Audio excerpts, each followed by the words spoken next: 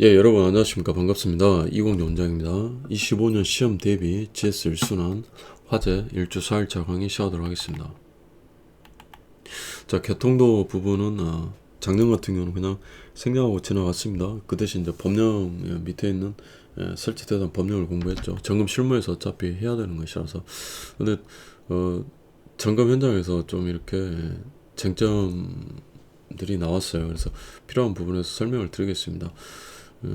가장 쉽게 생각해서 우리가 기동력 수압 개폐 장치를 이용해서 이 가압송수 장치를 기동시킵니다. 특히 대표적인 건 펌프겠죠.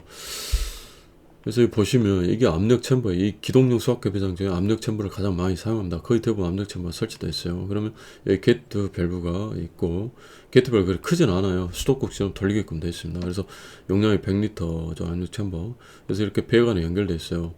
용내 수하전이 있고, 여기 이제 뭐 헤드도 있을 수 있겠죠, 이렇게. 그래서 모든 수계 수하 설비의 작동 원리는 특수한 어떤 건식 시스템 제외하고는 옥내 수하전 온오프 방식, 동결의 우려가 있을 때 그런 거 외에는 거의 대부분 다 습식을 쓰기 때문에 습식에서 물의 압력 변화를 이용해서, 그러니까 기동시키기 위해서 기동용 수압 개폐, 수압을 이용해서 개폐한다, 이런 뜻이죠, 압력 챔버가. 그래서 여기서 방수구를 열거나 아니면 헤드가 가면에서 터진 경우, 물론 오동작에서 터지는 경우도 있겠지만 작동 메커니즘 다 똑같죠. 압이 빠지게 되죠. 배관 안에 압이 빠집니다. 배관 안에 압이 꽤 크죠. 3kg 포스, 뭐 4, 5, 6, 7kg 포스 이렇게 되니까. 너무 이제 압이 크면 안 되니까 감압변을 설치하거나 그럴 수는 있겠지만, 어쨌든 압이 빠지면 여기 좀 밸브가 연결되잖아요. 여기 평상시 열려 있습니다. 그래서 이게 압력 스위치가 스프링처럼 누르고 있어요. 이 배관 내 압에서 평상시에. 근데 압이 빠지면 스프링이 이렇게 펴지겠죠.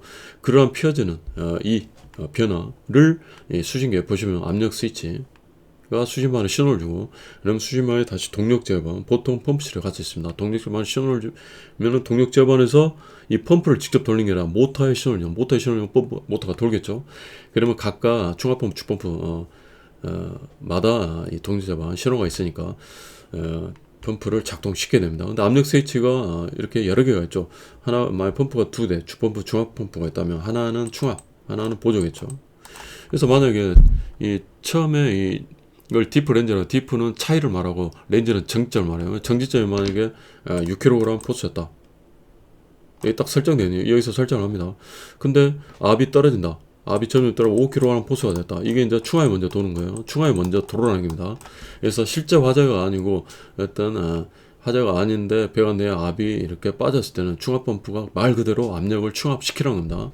주펌프가 매번 계속 빈번한 기동할 필요가 없잖아요. 따라서 충압 펌프의 개선 표지는 주펌프의 빈번한 기동을 방지하는 겁니다. 아무래도 펌프가 화재도 안 돼 계속 돌면 고장이 나고 열이 발생하니까.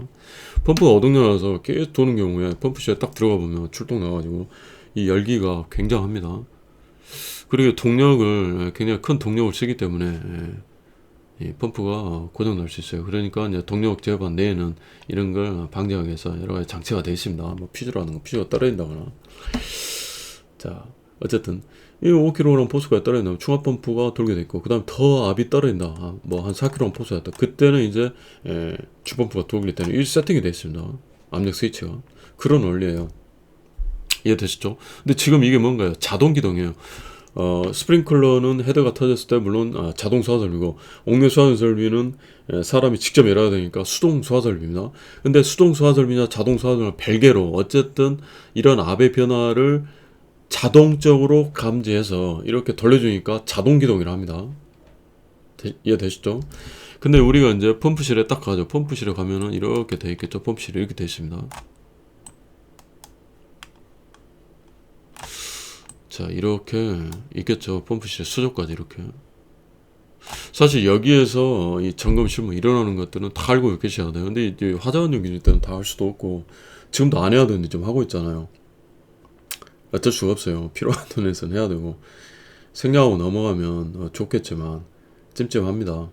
이런 이야기조차도 좀 줄이려고 제가 그러니까 건의해 주신 분이 참 좋은 것 같아요. 왜냐면 강의를 작년 거 들으면서, 작년은 안 들었는데 내가 이런 건 좀 줄여야겠구나, 그런 생각 많이 들어요. 지금 말하고 있는 것도 줄여야 돼요. 자, 어제 이런 펌프실이 이렇게 돼 있단 말이죠. 이렇게 실무가 있으신 분들은 귀에 쏙쏙 박히시겠지만 실무가 없으신 분들도 상관없어요. 저도 실무가 없었고 충분합니다. 그러니까 설명 들으시면 돼요. 자, 기본적으로 이렇게 돼 있다는 겁니다. 자, 그러면 자동 기동이 어떻게 되느냐 봤어요. 근데 우리가 실제로 딱 펌프실 가서 자동 기동, 수동 기동, 차저압력 다 확인합니다. 근데 안 하는 업체 진짜 많아요. 이것은 제가 지어낸만 아니라 광주에서 제가 면접을 많이 보잖아요. 근데 왜 이렇게 4개월 만에 나오시게 됐습니까? 당연히 회사 대표로서 가장 중요한 부분이잖아요. 그걸 물어보면은 지금까지 두세 번 있었어요. 어떠한 업체인데 펌프 성능 시험도 하지 않고 차저압력 확인하고 깜짝 놀랐습니다. 그래서는 안 되겠죠. 다 확인합니다. 그래서 제일 처음에 자동 기동을 확인하는데 여러분 생각해보세요. 자동 기동을 확인하려면 가장 좋은 게 옥내수하는 방수구를 연다거나 스프링클 헤드를 터트린다거나 터트리면 안 되기 때문에 시험 밸브가 있는 거고요. 말단에. 그쵸? 이렇게 할 수도 있겠죠. 실제 이렇게도 합니다. 근데 펌프실에서 하려면 여기가 올라올 수가 없잖아요. 그러니까 여기서 하는 방법이 있어요. 자, 여기에 배수밸브, 이게 안전면이에요. 배수밸브면 압이 빠지죠. 암적처럼 압이 빠지니까 또 스프링의 탄력에 변화가 생겨가지고 이렇게 아까 말씀드린 몇 가지 수신반, 제어반, 모터로 해서 펌프가 돌게 됩니다. 자, 그런데 만약 이걸 연 상태에서 물을 빼버리면 벽 안에 있는 물도 다 빠져버리겠죠. 그러니까 잠그고 합니다. 점검 실무 때 또 다 할 거예요. 그래서 자동 기동을 이렇게 하고 확인을 하고요. 자동 기동 되는지 안 되는지. 그러니까 처음에 충압이 먼저 도는지 주범부가 도는지 확인을 한다는 말이죠. 자, 그 다음에 이제 성능 시험을 어떻게 하냐. 성능 시험을 자동 기동으로 할 수도 있겠지만 보통 성능 시험은 동력점안에서 자동 이렇게 자동이 있고 그 다음에 정지 있고 매뉴얼 해가지고 수동이 있어요. 수동으로 스위치 딱 바꿔놓고 수동을 해놓고 온 스위치를 딱 누르면 수동 기동이 됩니다. 수동 기동은 이 수신만 거치잖아요. 동력점에서 곧바로 신호를 줘버립니다. 이해되시죠? 그래서 동력방에서 온을 딱 누르면은 펌프가 돌고 여기서 우리가 여기 보면 성능시험 배관이 이렇게 있죠.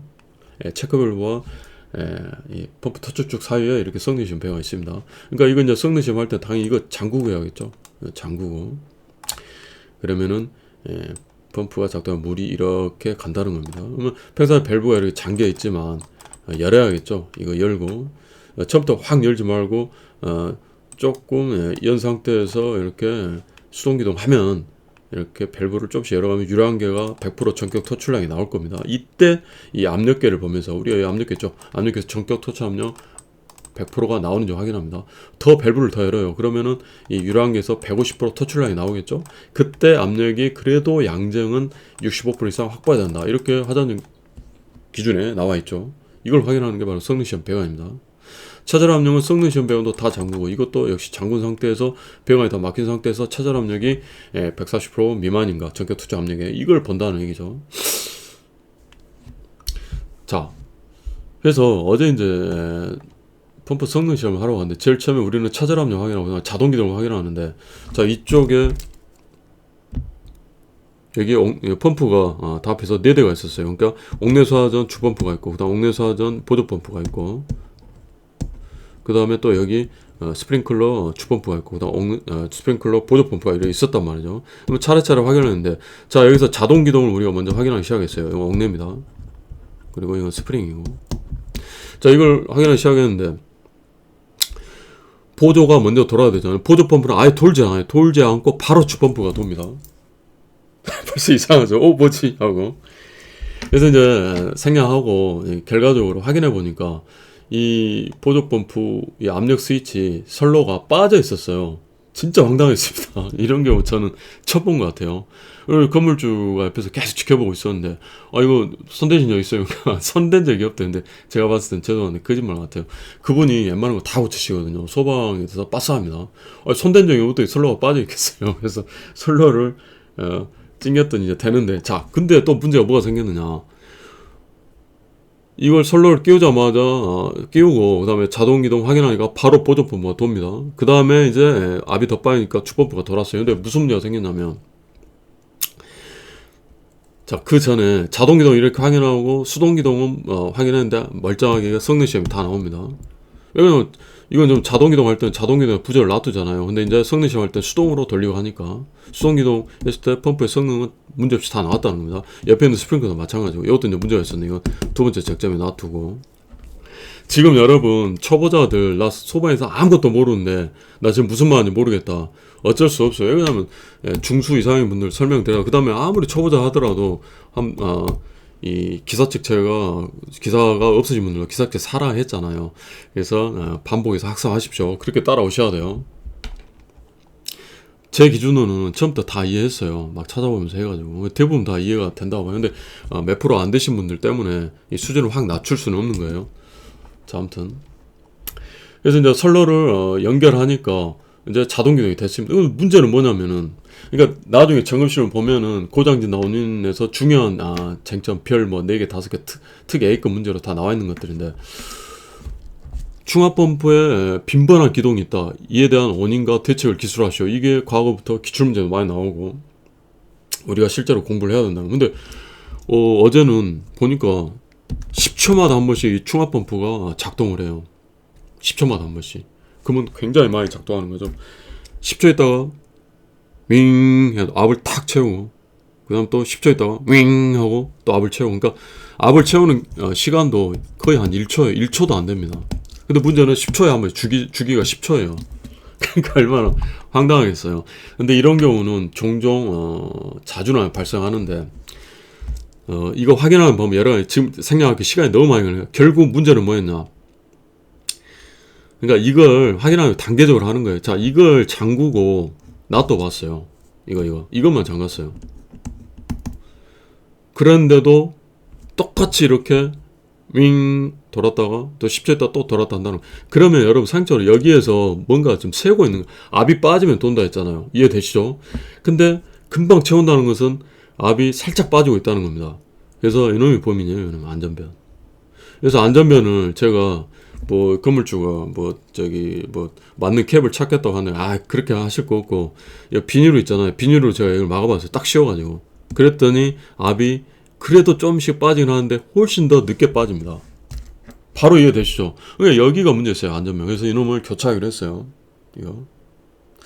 자, 그래서 이제 그렇게 했고, 그러니까 이 자체로 놔둬도 화재 질환은 크게 이상이 없죠. 옥내수한 방수 열었을 때는 이 방수가 됩니다. 자동이동은 되니까. 설로 빠진 거 끼웠으니까. 그 다음 또 스프링클러는 무슨 문제가 있었느냐. 자, 진도 나가야 되는데 해야죠. 여러분 혹시 이런 것도 하지 말까요? 그냥 진도를 쭉 나갈까요? 시간이 많이 걸려요. 한번 투표를 한번 해야겠어요. 근데 이제 제 개인적인 생각으로는 이 진도 제가 좀 힘들긴 해도 이런 것들을 해드리면서 나중에 어차피 점검식 다 하겠지만 좀 이렇게 종합적으로 공부하는 거 저는 필요하다고 봐요. 그러니까 제가 이제 제 시간에 잠깐 말씀드렸지만 1차 객관식 플러스 5점 올리는 방법 다 이제 공감하셨을 텐데, 주관식도 마찬가지로 했잖아요. 주관식은 제가 좁게 얇게라 했는데, 얇게란 말 무슨 되잖아요. 얇게 하면 이런 거 안 해야죠. 그러니까 사실은 제가 하나 생략을 한 건데, 생략하는 거 제가 좋아하는 사람 논리에 비하게 되니까, 이게 뭔 뜻이냐면 정확하게 알자는 거죠. 정확하게 얇게라는 얘기는 쓸데없는 거 깊게 들어가지 말자는 거예요. 그런 의미에서 얇게를 한 겁니다. 그래서 오해의 여지가 없기 위해서는, 그러니까 파이널 400제 생각하시면 돼요. 그냥 구체적으로 기납적으로 설명해 드리는 게 좋고, 파이널 400제가 중요한 문제 특 A급, B급 이렇게 돼 있잖아요. 근데 올해 시험도 봐보세요. 제가 올려드렸어요. 카페 밴드 스터디에. A급에서 거의 90% 이상 적중했죠. 그러니까 이게 뭐냐면, 안 나올 수도 있겠지만 90% 안 나올 수도 있겠지만, 객관식도 우리가 40% 정확하게 알고 있어요. 60점 넘는다 했잖아요. 주관식도 마찬가지예요. 중요한 문제를 일단 무조건 정확하게 100% 이상 내가 현출한다. 95% 이상 정확하게 100% 도전.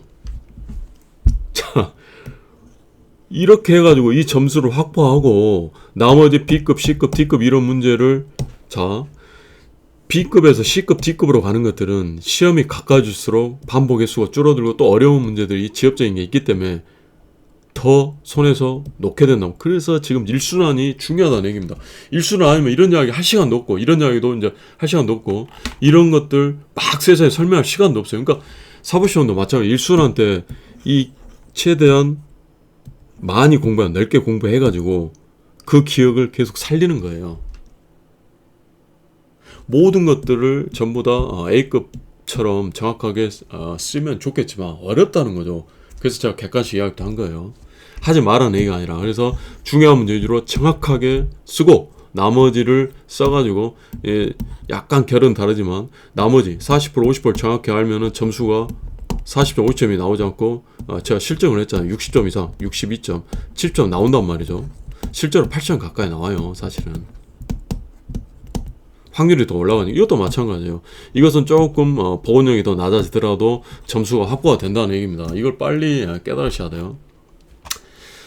자, 어쨌든 지금 일순하니까 설명을 드리고 이거 옥내 소화전 설명드려. 자, 근데 이거 자동기동 확인 이걸 했는데 이건 뭐 문제였냐? 자, 자동기동 확인하는 거에서 여기서 물을 뺍니다. 물을 빼면은 보조 돌고 주펌프 도는 걸 확인하는 거예요. 자, 근데 이 스프링클러는 보조는 기동했어요. 기동하면 여기서 제어반에서 얼른 딱 정지를 딱 눌러줍니다. 근데 정지 눌러도 압이 떨어지면 주펌프는 기동하면 주펌프는 안 돌아요. 그러니까 이거랑 반대였죠. 자, 그러면 이거 뭐부터 확인해야 될까요? 자, 이 압력 스위치가 그러니까 압력 챔버에 4개가 달려있겠죠. 지금 펌프가 2대니까 지금 문제에서는 펌프가 주펌프가 1대니까 주펌프 하나 종합펌프 하나니까 압력 스위치가 2개지만 어제 현장 같은 이렇게 펌프가 4대니까 압력 스위치가 4개가 있단 말이에요. 이렇게 그쵸? 자, 압력 스위치 이 회로 선로를 전압을 재봐야겠죠. 그래서 이 종단장이 달아져 있는 거예요. 단선 여부를 확인해서 단선이 아닙니다. 이 주펌프가 단선이 아니었어요. 그래서 이제 그 다음에는 수신기를 올라가 봅니다. 수신기를 올라가 가지고 수신기에 이렇게 압력 스위치 압력 스위치에서 신호를 주면 수신반에 신호를 이렇게 흘러간다 했잖아요. 이 수신반에 있는 이 선로를 두 가닥을 딱 분리해 가지고 우리 전압과 보면은 제일 끝으로 돌려 가지고 선로가 통하는지 통전 여부를 확인하는 게 있어요. 전류가 흐르는지. 전류가 흐르면 삐삐 소리가 납니다. 부조 소리가 들려요. 그러니까 여기까지 수신반까지는 신호가 간다는 얘기죠. 그럼 뭐가 문제냐? 이게 이제 15년도 제조인데 릴레이 불량이는요. 릴레이 불량. 저쪽 불량이라는 겁니다. 그래서 릴레이가 불량이면 답이 없어요. 그러니까 선로는 살아있지만은 릴레이가 접점을 붙였는데 릴레이가 불량이니까 오래되면서 수신기가 그렇게 결론을 냈는데 근데 결국 고쳤어요. 고쳤습니다. 어떻게 고쳤냐? 그런 경우가 종종 있는데 그냥 이 릴레이 있는 곳을 좀 탁탁 때리면은 이 접촉이 딱 붙어가지고 고쳐지는 경우가 있어요. 참 원시적인 방법인데 진짜 실제로 어제 그렇게 했습니다. 근데 저는 짧게 이야기했는데 좀 오랜 시간이 걸렸어요. 여기부터 시작해가지고 맞는 거 해가지고 처음엔 제가 비닐로 막아가지고 확인했다 했잖아요. 근데 맞는 것도 거기서 또 어느 배관 밸브 이런 거 잘하시면 소방에서 잘하신다 했잖아요. 현장에서 막 고치자 해가지고 시간이 좀 오래 걸렸습니다. 자, 이렇게 좀 감을 잡으시고 여기 개통대 그래서 가장 중요한 것은 이 펌프가 그러니까 이 가압용 송수 장치인 펌프가 기동용 수압개폐 장치의 대표적인 압력 챔버에서 이 작동을 하는데 이 작동 원리가 가장 중요하다는 겁니다. 그래서 어느 정도 이해가 되셨다 보고요. 넘어갑니다. 이런 거 하나하나 지금 설명할 수도 없고 작년에 아예 안 했는데 지금 한 거예요.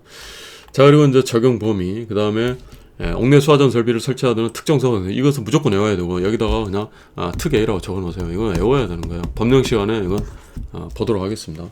그러니까 작년하고 반대죠. 작년에는 이걸 하고 이걸 안 했는데 올해는 이거 했으니까 그냥 넘어갑니다. 자, 근데 간단히만 봐볼까요? 저는 꼭 스타일이 그래요. 넘어갑니다 하는 것도 오는데 다음에 하나 해당하는 모든 층. 스프링클러는 이렇게 이 경우에 해당 층수가 4층 이상이면 좀 바닥 면적이 가령 1000제곱미터 이상인 층이 있는 경우에는 그 층 이렇게 돼 있어요. 그러니까 스프링클러는 그 층에만 설치하는데 옥내 소화전은 모든 층 이렇게 돼 있습니다. 구조 자체가. 자, 근데 세목 1을 보면 재밌어요. 세목 1에 해당하지 않는 이런 것들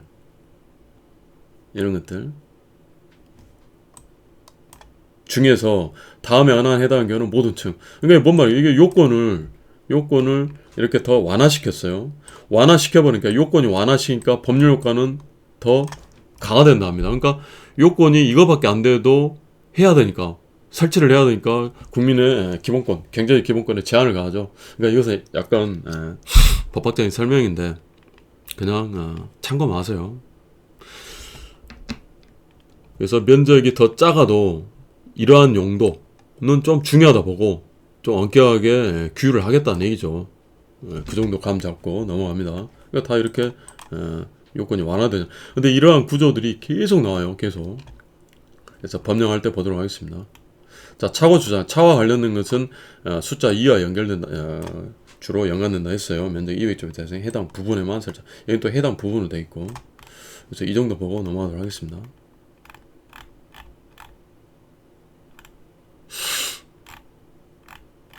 자, 용어의 정의. 용어의 정의는 기본적으로 여러분들한테 맡기고 있어요. 중요한 것만 보도록 하겠습니다. 자, 기동유속 개폐장치, 압력 챔버가 대표적이라 했죠. 기동용 수압 개폐장치와 가압 송수장치를 헷갈리시면 안 됩니다. 그래서 이것은 별표 하나만 해놓으시고 한번 읽어보시고요. 분기배관은 참고하십시오. 그냥. 그리고 이제 그림이 나오는데, 그림을 저는 공부할 때 거의 본 적이 없어요. 사진도 본 적이 없어요. 그러니까 그림에 너무 목숨 걸지 마세요. 이게 뭐지 하고 막 들여다보다 시간 다 가고, 결국 우리는 서술용으로 써야 되기 때문에 그림은 그냥 참고하시면 됩니다. 주펌프, 그 다음에 A펌프 보시고. 자, 수원 나옵니다. 자, 옥내 소화전 설비의 수원은 그 저수량이 옥내 소화전의 설치 개수가 가장 많은 층의 설치 개수. 예전에는 5개 이상 설치된 경우는 5개 이렇게 돼 있었는데 이렇게 줄여놨습니다. 그러니까 이 법규가 더 완화된 거죠. 기본권 제한성이 더 완화된 겁니다. 자, 소유법 금지 원칙은 이 법규가 더 강화된 경우가 전제라 했어요. 그러니까 이 경우는 소유법 금지 원칙과 전혀 관련이 없습니다. 자, 여기에 2.6m 세제곱. 자, 이것은 어떻게 나왔느냐? 자, NQT라 했죠. NQT. RQT도 있지만. 그래서 N은 개수고, 여기 나와 있고, 개수. 자, Q는 옥내 소화전 설비에는 130 LPM으로 나와 있습니다. 분당 140ml가 나와야 된다는 거, 토출돼야 된다는 거. 이게 토출량입니다. 근데 이 토출이 몇 분 동안 토출돼야 되냐? 이것은 20분으로 규정이 돼 있어요. 그러면 분당 130L로 20분 동안 쏟아지면은 이게 바로 수원의 양이 된다는 겁니다. 그래서 실제로 단위로도 민민 없어지고 이 리터만 남게 되죠. 그래서 140L 곱하기 20 했더니 2.6m 세제곱이 나온다는 얘기죠. 2600L니까. 여기서도 제가 작년에 많은 이야기를 했는데 그냥 생략하겠습니다. 네. 법적 안정성. 이게 가장 중요한 거, 가장 기본이, 우리 실무에서도 이게 가장 중요하고요. 이게 실무예요. 실무. 그냥 구체적 타당성. 구체적 타당성은 보통 정의라고 합니다. 정의. 진보라 했죠. 진보. 법적 안정성은 신뢰보. 그래서 이건 보수라 했습니다. 보수. 양쪽이 대립하는 겁니다. 조두순이가 악랄해요. 그래서 조두순 같은 악랄한 놈들은 앞으로 성기를 다 거세버려 고문을 해야 된다. 너무 형량이 너무 약하죠. 이 법을 제정했어요. 뒤늦게. 근데 조두순이가 행위한 다음에 이 법을 제정해서 조두순을 처벌하는 걸 소구입법이라 했어요. 소구입법 금지 원칙이라 했죠. 왜냐하면 법적 안정성이 너무나 중요하니까. 특히 형사법에서는 어떠한 경우도 허용하지 않는다 했습니다. 그러니까 처벌할 수가 없는 거예요. 근데 독일 같은 경우는 나치 전범은 악랄하다 보고 법적 안정성보다 이건 구체 타당 정의가 더 중요하다 보고 소급해서 다 처벌해버렸습니다. 근데 어쨌든 이 두 개의 법적 안정성과 구체 타당성이라는 이러한 헌법적 원리는 항상 이렇게 대립을 하고 있어요. 그래서 법관들이 판결을 할 때도 항상 이 두 개를 비교해서 비교 형량을 한다 합니다. 그러니까 이제 이거 하다 뭐 갑자기 이런 이야기 하느냐는데 모든 실무가 다 그렇다는 거예요.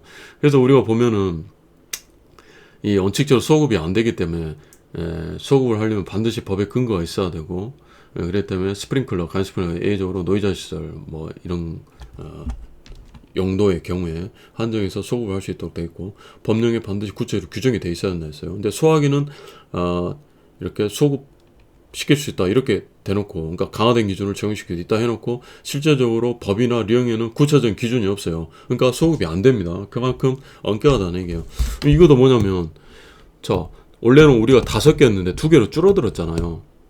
그러니까 나 이렇게 해달라, 소급 시켜달라 이렇게 했는데 안 받아야 되셨습니다. 왜 그러냐면 이것은 일단은 소급법 금지 원칙과 상관이 없는 것이고, 이게 기본이라 했잖아요. 자, 기존에 5개로 설치가 되어 있어요. 이 건물에 5개로 수조가 딱 설치되어 있습니다. 근데 지금 2개로 바뀌었죠. 그러니까 이 사람은 구체적 타당성 때문에 두 개로 줄였지 않느냐. 그러니까 나는 수저 다 좀 없애고 여기다 다른 물건도 좀 쟁여놓고 나 두 개로 하려다. 안 된다 했어요. 자 보세요. 지금까지 5개로 설치다 운영되어 있었던 법적 안정성이 더 크다고 본 거예요. 근데 구체적 타당성은 뭔가 반성이라든가 이런 것 때문에 두 개로 준 게 아니라 어떤 실질적인 어떤 필요성 때문에 5개까지는 필요가 없겠다. 반성까지는 아니지만 두 개만 충분한데 너무 이건 많다 해서 줄였기 때문에 법적 안정성이 구체적 타당성은 더 크다고 본 겁니다. 그러니까 좀 감만 잡으시고 넘어갑니다. 그래서 설치 개수의 2.6m 2개 이상. 자, 212가 중요해요. 이 옥내 수화전 섭의 수원은 여기에 따라서 나온 유효 수량의 3분의 1 이상을 옥상에 또 설치해야 한다는 겁니다. 이게 바로 펠셉 본칙. 근데 왜 옥상에 설치하느냐? 펠셉 본칙.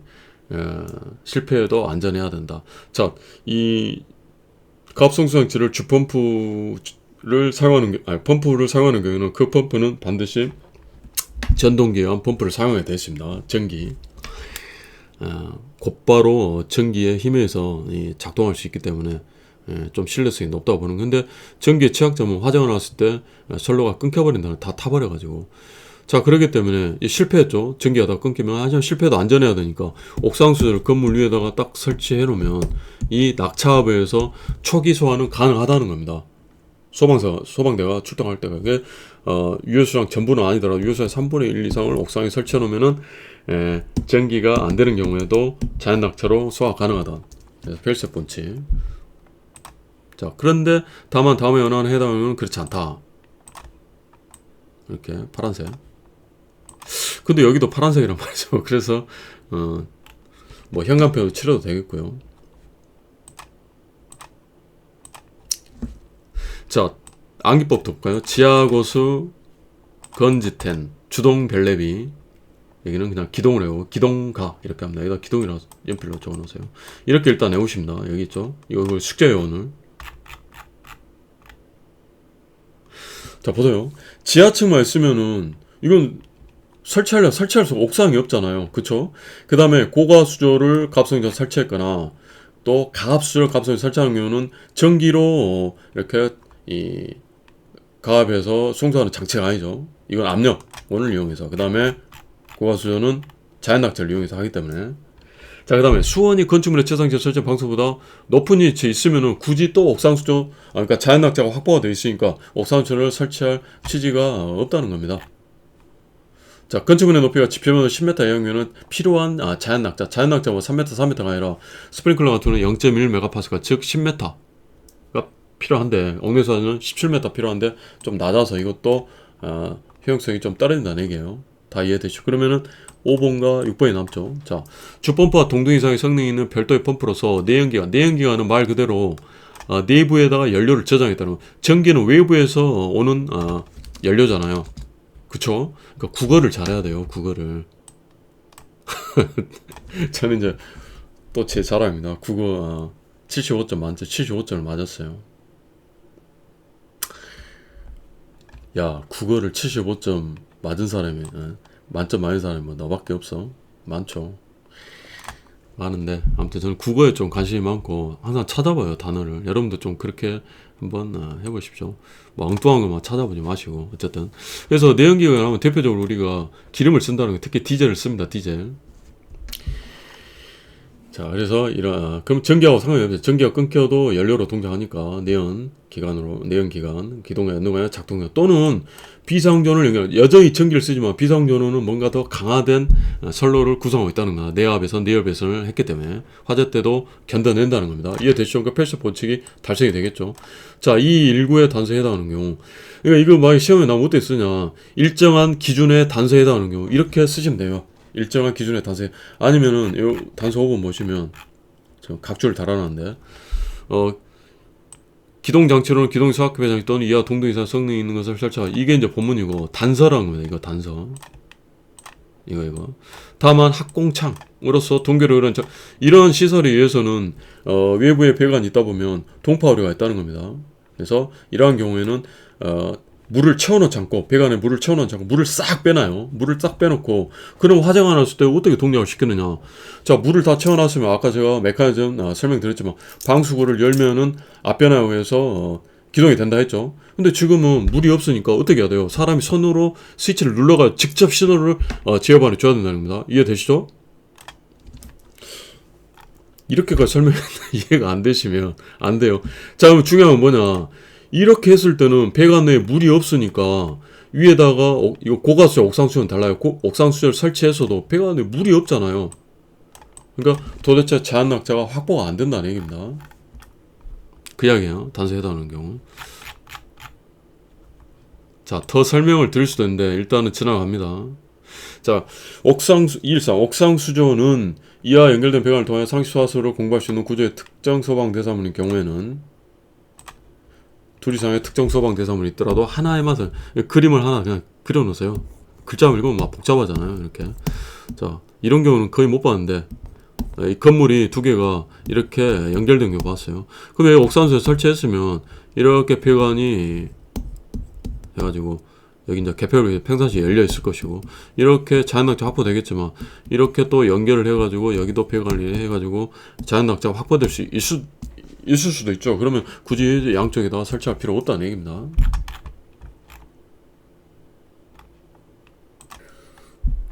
그리고 아까 설명했는데 자, 이 건식 시스템의 경우에도 그러니까 언오프 방식 그냥 제가 건식 시스템을 한 거예요. 이 경우에도 옥상수조를 그러니까 굳이 설치해보겠다 해가지고 어차피 개폐로 있어야 되잖아요.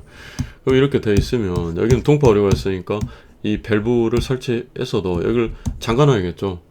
그리고 이렇게 해가지고 화재가 났을 때 이 전동기 전기가 다 끊겼다. 그러면 옥상 올라와서 이 밸브를 일단 열어야 되잖아요. 그러면 이게 솔직히 말이 안 되죠. 언제 올라와 화재가 나서 못 올라갈 수 있는 게 생각하겠습니다. 작년에 막 이런 이야기도 했는데. 자, 옥내 수화전 설비에 수온을 수조로 설치하는 경우는 수화 설비에 전용 수조로 해야 된다. 전용이 원칙이에요. 항상 보면 전용이 원칙입니다. 근데 효율성에 의해서 그래서 이 효율성은 페일세프 원칙과는 상관이 없고 싱글 리스크 원칙과 상관이 있습니다. 싱글 리스크 위험은 한쪽이다. 한 개만 발생한다. 이런 거 좀 관련이 돼 있어요. 5개에서 2개로 줄인 것도 싱글 리스크 원칙과 관련되고 이건 약간 기술사 영역입니다.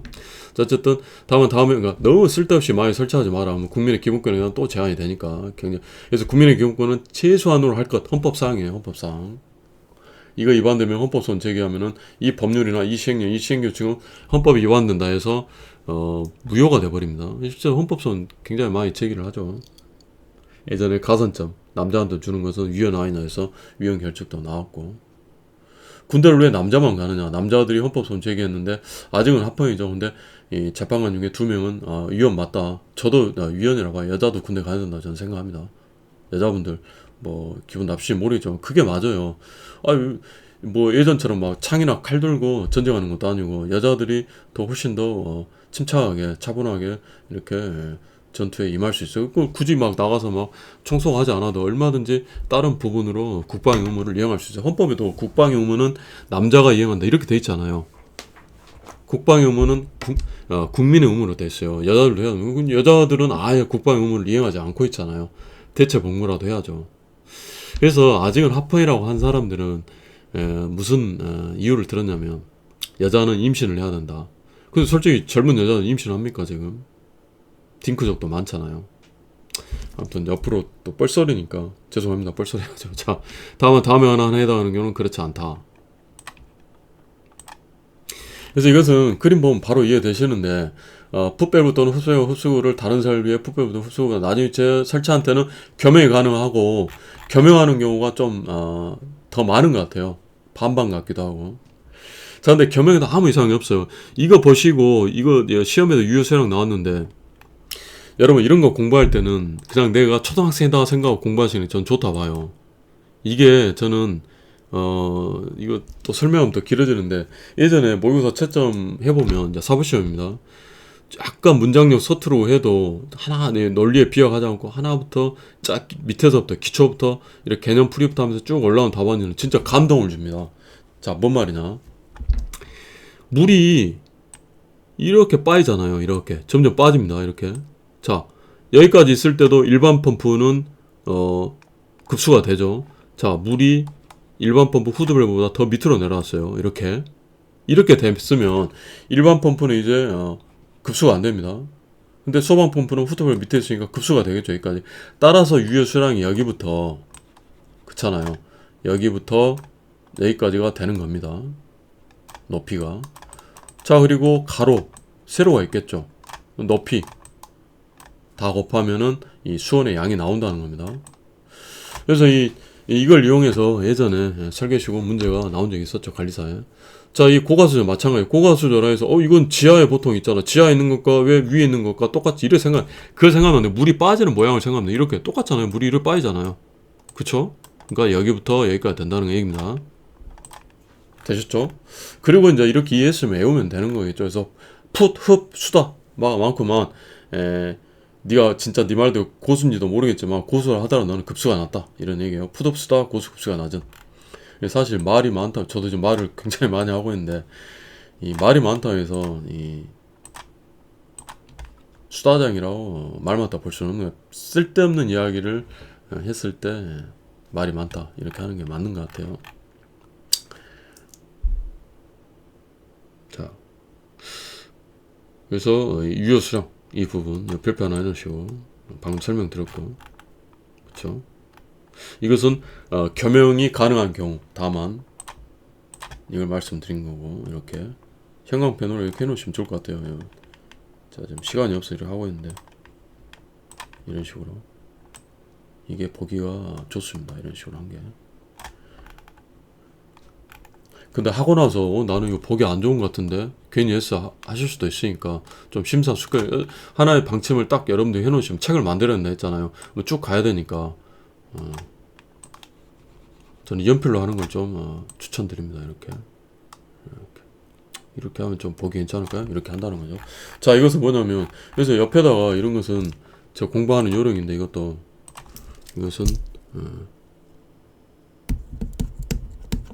이렇게 써놓으면 되죠. 이게 겸용을 하는 거고, 이건 뭘까요?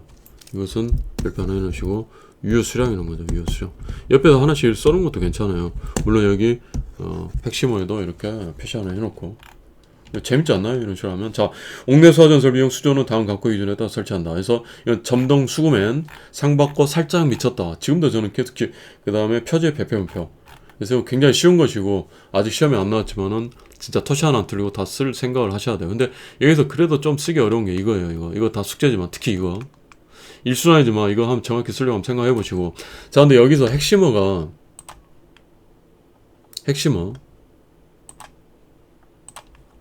이것은 수조예요. 수조.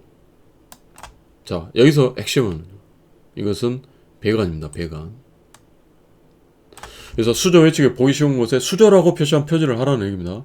그런데 만약 그 수조를 다른 설비와 겸용할 때, 아까 우리가 봤죠. 겸용할 수 있는 경우 그 겸용된 설비 이름을 표시한 표지를 함께 해야 되고, 그 다음에 여기는 이 수조의 접속 부분에 이 옥내수화전 설비용 스프링클러 설비용 배관이라고 표시한 표지를 하라는 얘기입니다.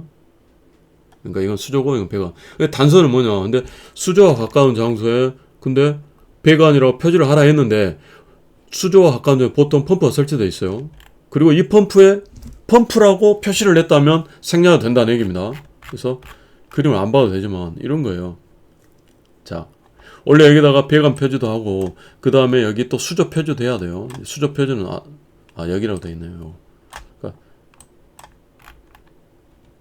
사진 보다가 시간 저는 다 낭비인데, 사진 보느니 차라리 유승민 관리사 그림이 더 낫습니다. 저는 유승민 관리사 그림도 대부분 안 보고 필요한 것만 좀 찾아봤는데, 처음에 이제 실무도가 아무리 초보다 보니까 어쨌든 여기 수조 표지를 달고, 그죠? 수조.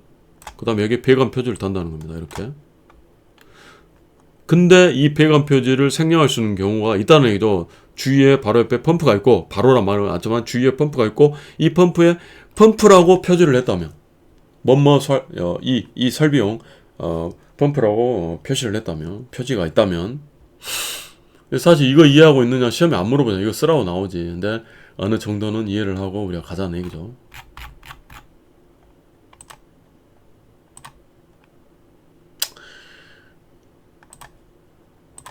사실 소방서 관리사 강의가 좀 논리적이고 그렇지 않다는 얘기는 아닌데 좀 단순한 암기사항들이 많잖아요. 이제 사법시험 제가 강의할 때는 형법이라든가 민법 이런 것을 굉장히 좋아했고 굉장히 풀어서 설명할 게 너무 많아요. 재미가 있어요, 강의하는 게. 그래서 뭐 진짜 뭐 제 자랑을 좀 인정을 정말 많이 받았어요. 서울대 법대 나온, 서울대 영문과 나온, 고대 법대, 연대 법대 나온 학생들이 제 수강생이었고, 진짜 성적도 많이 오르고, 진짜 이 공부 잘하는 애들이잖아요. 그래서 아무튼 여러분들 믿고 딱 따로 제 어떤 이 스타일이라든가 공부하고 이런 거 그냥 딱 확신을 가지시고, 여러분들은 공부만 하시면 돼요. 공부만. 근데 만약 떨어진다 그러면 그것은 저는 거의 있을 수 없다고 보거든요. 정말로. 그러니까 여러분들 하셔야 될 것은 복습하시고 강의 딱 들으시고 1시간 이내에 무조건 복습하시고, 그러면은 10분에서 20분도 안 걸려요. 진짜로 그래요. 그렇게 하시고 복습하는 시간에 숙제도 할 수 있겠지만, 숙제까지 한다면은 한 1시간, 그러니까 강의 한 40, 50분, 30분에서 50분 사이, 그 다음에 복습까지. 그럼 2시간도 안 걸리잖아요. 그럼 직장인들 충분히 따라올 수 있단 말이에요. 이걸 안 하고 미루고 하면은 나중에는 양이 많아지면 할 수가 없어요. 그 다음에 토요일날 좀 늦잠 주무신 날에도 9시, 한 8시에 일어나셔가지고 한두 시간 일주일치, 4일치 강의 충분히 복습이 가능하거든요. 그것만 하시라는 거예요, 일순환 때. 근데 그거 안 하면서 안 헤어진다 하면, 근데 이제 제가 이렇게 말씀드리는 어떤 공부량은 어느 정도 중수 이상입니다. 기사 자격증도 있고. 근데 그거 이하인 사람들은 더 노력을 해야겠죠. 자, 정강의 편리한곳에 설치할 점, 똥통우죠. 똥통우. 이렇게. 그 다음에 수저 외측에 수위계를 설치해라. 수위계는 이렇게 쭉, 사진도 있지만 이렇게 있어요. 이렇게 비닐 위에 물이 딱 차 있으면 수위가 있구만. 근데 이게 만약 수위가 없으면 올라가서 여기로 사다리타 올라가서 진짜 맨홀을 딱 열고 물이 차 있는지 확인을 합니다. 그다음에 말 그대로 물이 없을 때 자동으로 급수하는 거고, 이건 잘 고장이 안 나는데, 감수 견문장치는 우리가 실무에서 오뚜기로 하는 것인데 이게 고장이 잘 납니다. 센서 불량으로. 근데 이게 삐삐삐삐 부족 완료요. 그런 전화 많이 오죠. 저수위 경보 딱 불 들어오면서. 근데 직접 가면 물이 있는데 저수위가 떠요. 물이 없어요. 저수위 뜬 거 한 번도 못 봤어요. 그러면 이것을 오뚜기라는데 이걸 들어 올려가지고 막 흔들어가지고 다시 놔두면은 부저가 사라지는 경우가 매우 많습니다. 그래도 안 사라지면 교체해야 되고요.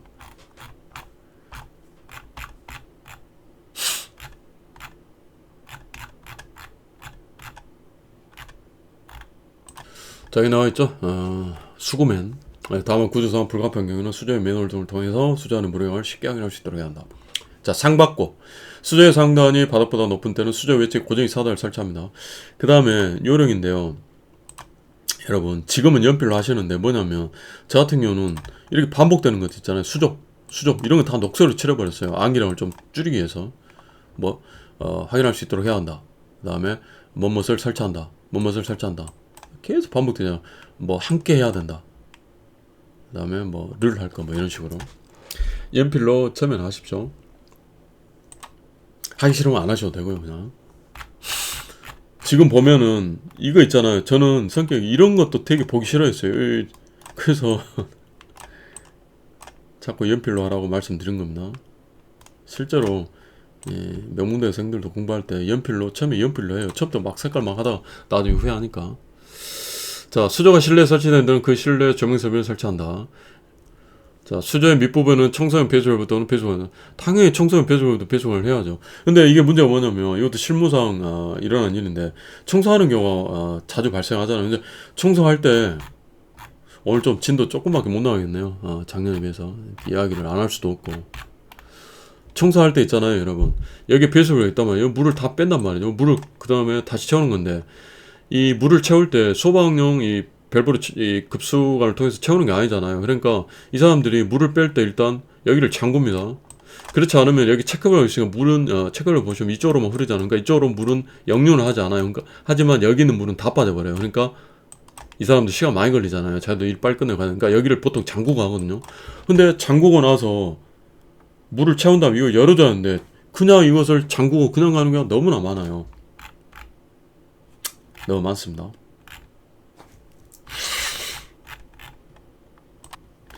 자, 그 다음은 이제 이 7과 8 부분인데 이 부분을 정확히 쓸 수 있도록 한번 해봅시다, 여러분. 이렇게. 자, 그러면 이걸 어떻게 쓰냐? 이건 해당 펌프의 기준에 따른 표준을 설정. 이렇게 씁니다. 그냥 기준. 이렇게. 이거 외우려고 어떻게 하겠어요? 뭐 외우면 가장 좋겠지만. 그리고 만약을 위해서 혹시 모르니까 이것도 제가 각주에 달아놨습니다. 이 211호가 어떻게 되는지 한번 읽어볼까요?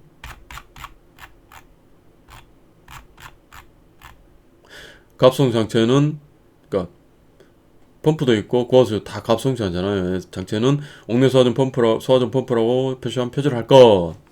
이렇게 이 경우 그 갑성 장치를 다른 설비에 겸용할 때는 그 겸용된 설비 이름을 표시한 표지도 해야 된다. 이걸 써주면은 만점짜리 답안이죠. 여기다 딱 가로 열고 이렇게 해주면. 근데 이게 배점을 봐가지고 보통 이거 쓰라고 배점이 많지는 않을 거면 그냥 기준에 따른 이렇게 적자는 얘기입니다. 자, 성능 기준이 이렇게 간단히 되어 있어요. 좀 이렇게 간단히 되어 있는 것을 우리가 기술 기준이 이렇게 길게 상세하게 기술이 되어 있습니다.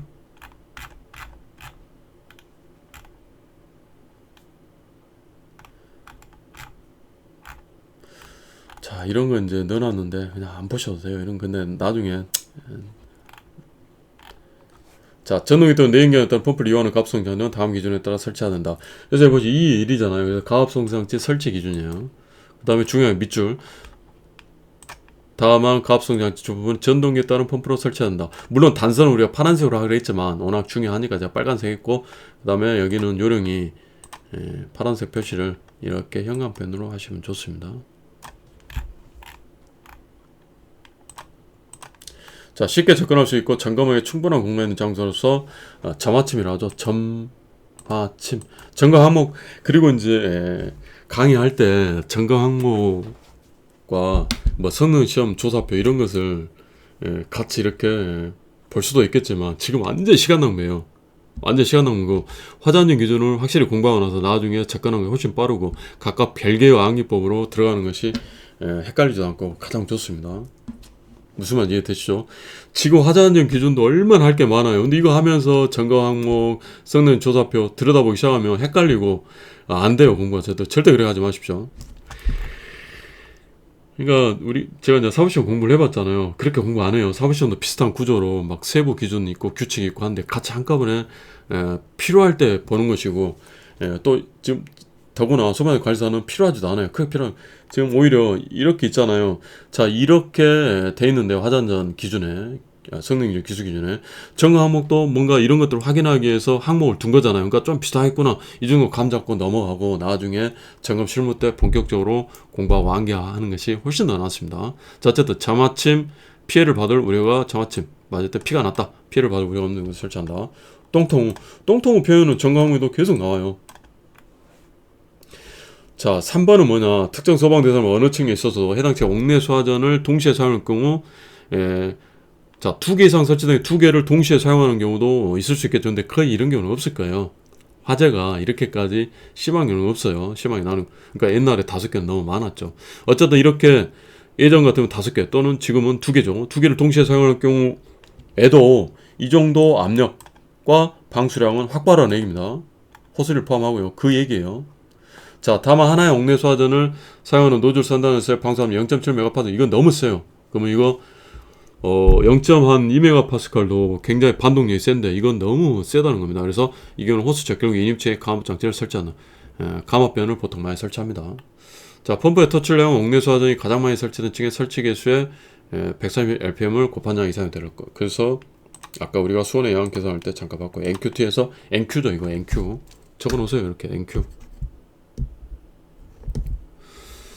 CF 해가지고 수원은 저는 공부할 때 이런 거 다 적어놓습니다. NQT다 이렇게. 자, 펌프 마찬가지로 이것도 전용 원칙이에요. 하지만 그러니까 성능 시험 딱 여기까지 돼 있다는 거죠. 전용 원칙이다 이렇게 해놓고 다만 다른 소화설비 겸용하는 경우 각각 소화설비 성능에 지장이 없으면 그렇지 않다 이렇게 기술기에 나와 있다. 자, 터출층에는 압력계를 체크홀 이전에 펌프 터치 플랜저 가까운 설치하고 아까 개통도 흡입층에는 연성계 또는 진공기를 설치한다. 그런데 다만 수온의 수위가 펌프 H보다 높으면 진공 압력이 생길 리가 없죠. 위에서부터 이 수조에서 물이 이렇게 공급이 되니까. 그다음 수직 회전 쪽 펌프의 경우에는 연성계 또는 진공기를 설치하지 않을 수 있다. 그냥 압력계만 설치가 된다는 얘기입니다. 자, 지금 진도를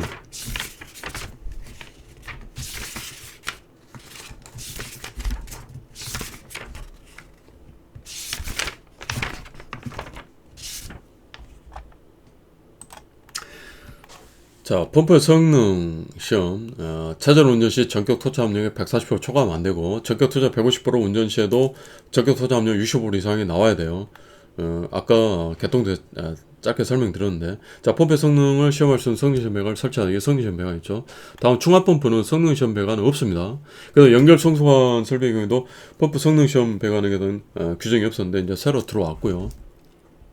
그래서 이거 보통 할 때는 우리가 현장에서 제가 아예 펌프 성능 시험 곡선을 그려가지고 설명하는 경우도 있어요.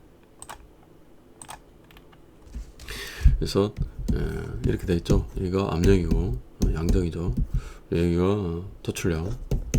그래서 펌프 성능이 이런 식으로 그려져 있어요. 그래서 토출량이 거의 0인 경우 최저 압력점이죠. 여기는 전격 토출 압력 140% 미만이 되는지 확인하고, 그 다음에 토출량이 여기서 한 100% 전격 토출 압력 100% 점에서 이 토출량이 100%가 나와야 되고, 그러니까 이게 경사가 떨어지면 안 되고, 이게 그릴 때 요령이 사실 이거예요. 이거 이렇게 됩니다. 이렇게. 그래서 큐면, 자, 토출량을 이 밸브를 이거 하나 열고 그 다음에 이것을 더 연다 했죠. 계속 열다 보면 이제 여기 토출량이 150%가 나올 때가 있습니다. 여기 이때도 전격 토출 압력을 65% 이상 확보돼야 된다 했죠. 이게 바로 펌프 성능이 곡선이 되고, 지금 실무에서 보도록 합니다. 이걸 하겠다는 얘기죠. 근데 이제 실무에서 중요한 건 뭐냐면, 이 성능 시험을 다 하고 나서 이 개폐 밸브, 유량 조절 밸브 둘 다 비슷하게 생겼어요. 근데 이걸 다 잠가야 됩니다. 이걸 막 열어놔 버리면 계속 흡입 쪽 체크 밸브 있었잖아요. 위쪽에 개폐 밸브 이전에 이 체크 밸브 이후에 물이 다 빠져버립니다. 그런 것도 있고, 그 다음에 수도세가 많이 나오겠죠. 그래서 잠가야 되는데 이 한 개만 잠그면 안 되고 두 개 다 잠가야 됩니다. 안전을 위해서. 자, 그리고 이제 전격 토출량의 175% 이상도 측정이 가능해야 된다는 얘기예요. 자, 갑성 장치는 최저는 지금 수온의 상승을 방지하기 위한 순환 배관을 설치하는 겁니다. 다만 중압범 경우는 그렇지 않다. 그러니까 배관이 막힌 상태에서 계속 운전하다 보면 이 앞변화는 온도 변화로 나타나게 됩니다. 그래서 안전을 위해서 순환 배관을 설치하는 얘기고요. 자, 아까 우리가 펠셉 원칙상 옥상 수조 설치하는 경우 봤어요. 근데 여기 단서의 경우에는 옥상 수조를 설치하지 않는다 했습니다. 이렇게 돼 있죠.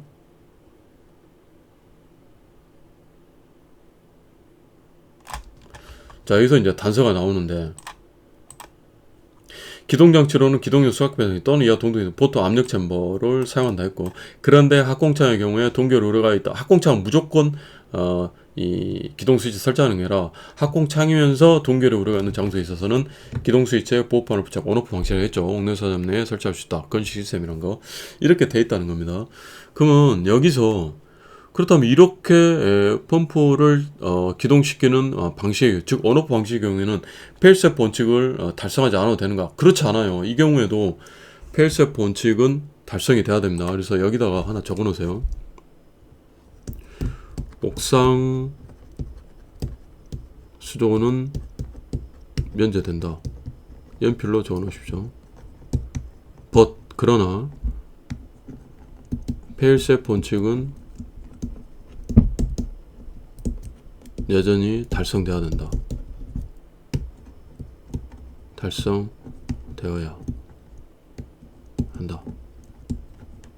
이렇게. 그래서 이렇게 화살표 해가지고, 이 화살표가 어디로 가느냐, 115페이지 바로 밑에 항에 나와 있어요. 자, 여기 있다는 겁니다. 이거. 그래서 화살표를 요런 건 책이 있으면 제가 이렇게 했는데 연필로 이렇게 해놓으면 되겠죠. 여기 바라볼 수 있도록.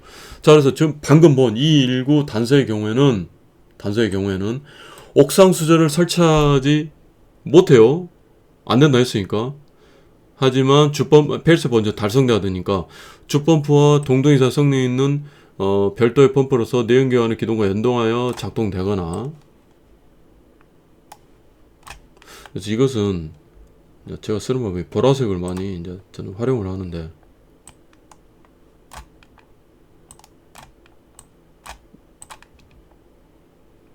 여러분도 한번 보라색을 한번 써보십시오. 자, 이렇게. 자, 주동 별내비를 했어요. 주동 별내비. 그래서 주펌프 동동이사 성능의 별도 펌프로 내연기관의 기동과 연동하여 작동이 되거나, 그러니까 엔진 펌프를 설치하거나, 또는 비상전을 연결한 펌프를 추가 설치. 그러니까 펌프가 두 대가 있는 거죠. 두 대가 되는 거죠. 원래 펌프 외에. 그리고 이게 뭐냐? 여기다 적어 놓으세요. 이게 바로 페일세프 원칙이라는 거예요. 페일세프 원칙. 으로써 습식 설비에서 그 옥상 수조 역할 또는 옥상 수조 대신 설치하는 것이란 거죠. 그러니까 논리적으로 좀 이해를 하고 우리가 암기를 하자는 거죠. 이해되시죠? 그러니까 이게 쉽게 이야기해서 옥상수의 역할을 하고 있는 거예요. 이거 이해 안 하면 그냥 암기밖에 안 됩니다. 이거 중요하니까.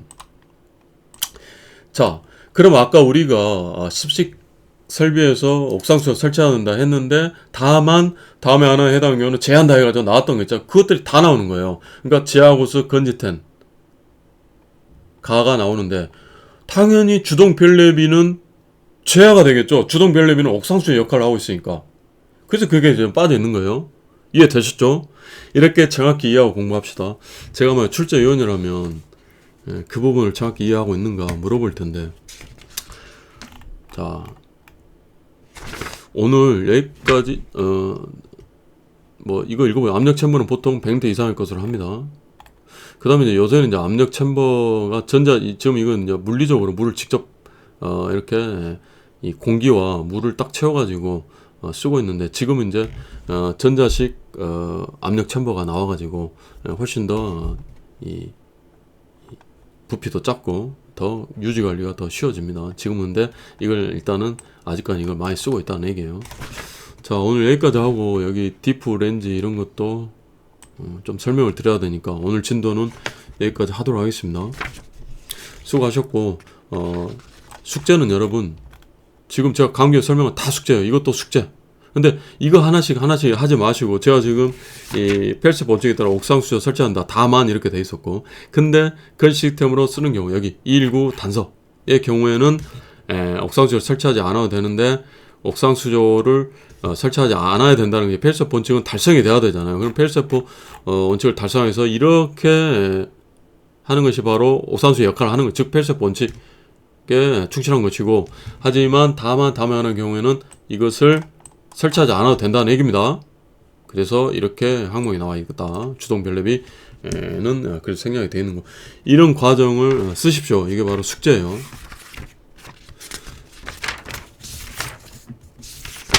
그 다음에 수조 설치 기준, 점동 수구면으로 시작되는 수조 설치 기준도 숙제고요. 그래서 여기까지 오늘 하도록 하겠습니다. 여러분 수고하셨습니다. 월요일날 뵙도록 하겠습니다.